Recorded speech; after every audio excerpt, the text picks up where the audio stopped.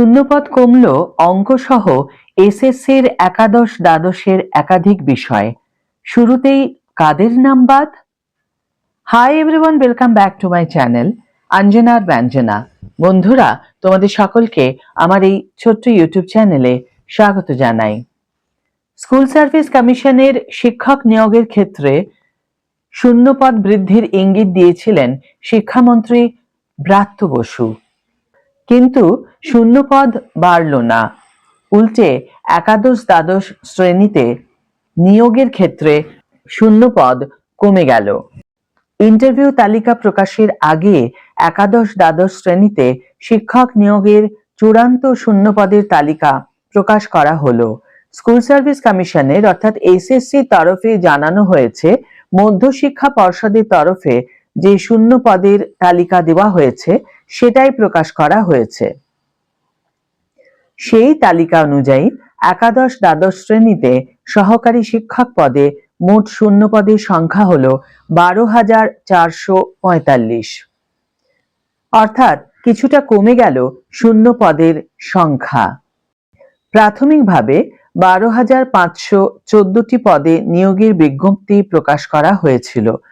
শিক্ষামন্ত্রী ব্রাত্য বসু আভাস দিয়েছিলেন যে শূন্যপদ বাড়তে পারে, কিন্তু শূন্যপদ বাড়ল না, উল্টে 69টি পদ কমে গেল। এখন প্রশ্ন হলো, কোন বিষয়ে কতগুলি শূন্যপদের সংখ্যা কমল? 1. অ্যাকাউন্টেন্সি স্নাতকোত্তর 178, একই থাকলো। 2. কৃষি স্নাতকোত্তর 1, একই থাকলো। 3. অ্যাগ্রোনমি স্নাতকোত্তর 40, একই থাকলো। 4. অ্যানথ্রোপোলজি স্নাতকোত্তর 12, একই থাকলো। 5. আরবিক স্নাতকোত্তর 31, একই থাকলো। 6. বাংলা স্নাতকোত্তর 390, একই থাকলো। 7. বায়োলজিক্যাল সায়েন্স স্নাতকোত্তর 916 হয়ে গেল, আগে ছিল 919টি। 8.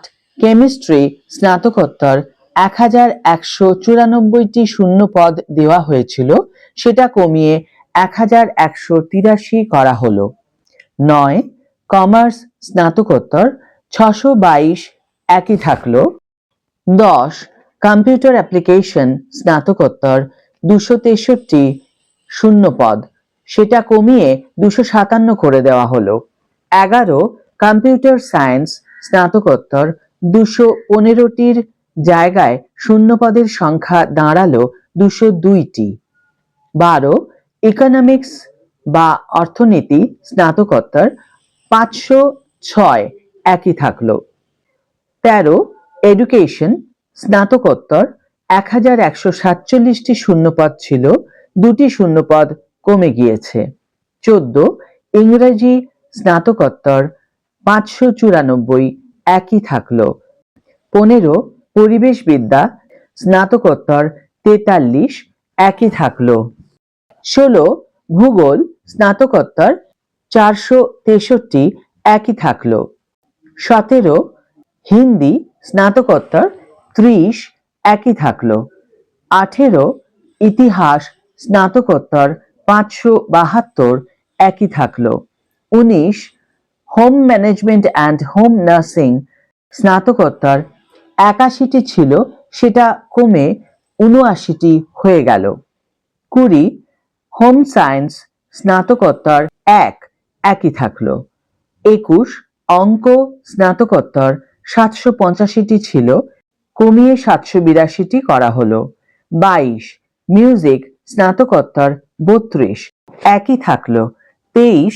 নেপালি স্নাতকোত্তর 1, একই থাকলো। 24. নিউট্রিশন স্নাতকোত্তর 270 হয়ে গেল, আগে 273 ছিল। 25. পার্সিয়ান স্নাতকোত্তর 1, একই থাকলো। 26.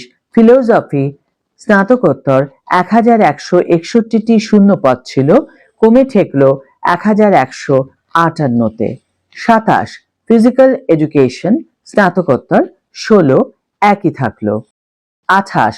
ফিজিক্স স্নাতকোত্তর এক ধাক্কায় 20টি কমিয়ে দেওয়া হলো। আগে ছিল 881টি, সেটা কমে 861টি হয়ে গেল।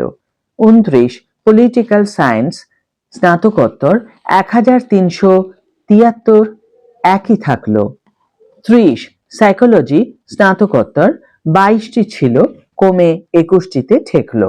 31 সংস্কৃত স্নাতকোত্তর 502টি ছিল, নয়া তালিকায় সেটা 500 করে দেওয়া হলো। 32 সাঁওতালি স্নাতকোত্তর 43 একই থাকলো। 33 সোশিওলজি স্নাতকোত্তর 82 একই থাকলো।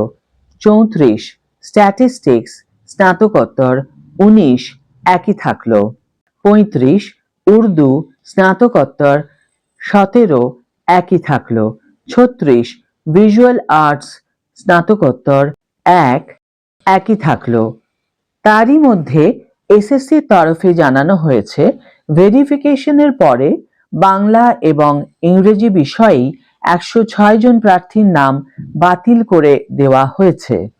মূলত অভিজ্ঞতার নম্বরের ক্ষেত্রে গলদ এবং জাতিগত শংসাপত্রে ভুয়ো তথ্যের কারণে ওই প্রার্থীদের নাম বাদ দেওয়া হয়েছে বলে জানানো হয়েছে এসএসসির তরফে। আজকের ভিডিও এখানেই শেষ করছি বন্ধুরা। ভিডিওটি যদি কার্যকর বলে মনে হয়ে থাকে তাহলে অবশ্যই একটি ছোট্ট করে লাইক দিও, শেয়ার করো বন্ধুদের সাথে, কমেন্ট করে জানিও তোমাদের মতামত। যারা এখনো আমার চ্যানেলটিকে সাবস্ক্রাইব করোনি তারা অবশ্যই চ্যানেলটিকে সাবস্ক্রাইব করে আমার পাশে থেকো, আর যারা অলরেডি সাবস্ক্রাইব করে দিয়েছো তাদের জন্য আমার অনেক ভালোবাসা এবং অনেক ধন্যবাদ। আজ তাহলে বিদায় বন্ধু, দেখা হবে পরের ভিডিওতে। ভালো থেকো, সুস্থ থেকো, সঙ্গে থেকো।